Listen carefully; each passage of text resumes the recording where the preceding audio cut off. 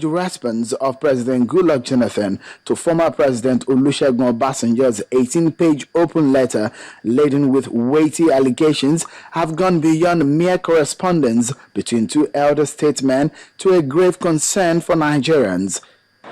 The reply is coming at a time Nigerians were contemplating whether or not the president should reply to former president, as the credibility of the retired general came under intense criticism.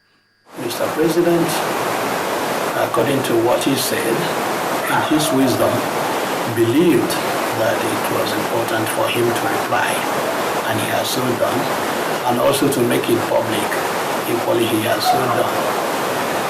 If I were one of the advisors to Mr. President, two things I should have done, or either of the two. One is to be silent. Now that President Jonathan has replied, the reporter has now come under critical examination on whether it meets the expectations of Nigerians, considering the weight of the allegations leveled by Mr. Obasanjo. I think the president's spin doctors did not fully discharge their duties, because the president's response was a little bit wishy-washy, almost patronizing. He wanted to score political points. He's not up to it. He can't stand up, let's face it, to General Obasanjo. You know, he kept deferring to him, calling him Baba and all that. We are very disappointed with Baba Obasanjo, sincerely speaking. And from the history behind his letter that I have been writing, it justifies that, Nigeria is not in his pocket. Although President Jonathan in his own letter says because of the commitment of the affairs of state, he would not be able to respond line by line to Mr. Obasanjo's claims, there are very germane issues to national development such as corruption and training of snipers and the 1,000 Nigerians on political watch list raised by the former president.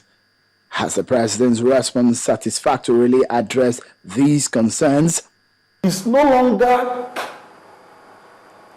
good for him to then say, oh, all these problems that you are pointing out to me, warning problems that I create, the warning problems that started with my administrations. So they started years gone by, and so I'm not going to do anything about them. I find that very unacceptable.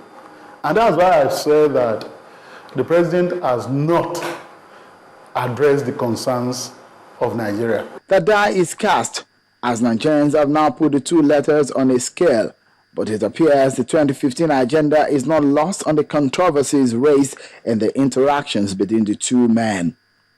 Since this opportunity to tell Nigerians that the presidency is rededicating itself to serve Nigerians better, it's missed because that letter has not addressed those issues. Perhaps the two things left for the president till the end of his tenure, two things, is delivering on his promise to hold a national conference and then guaranteeing a free and fair election in 2015. The political atmosphere is saturated already with mountainous dissension, and it brings more concern as Nigerians anticipate good governance. And with the rate of distractions caused by political activities, indeed Nigerians may be impatient with who else will score the biggest political point. What in essence they will want to see urgently is who will make their lives better.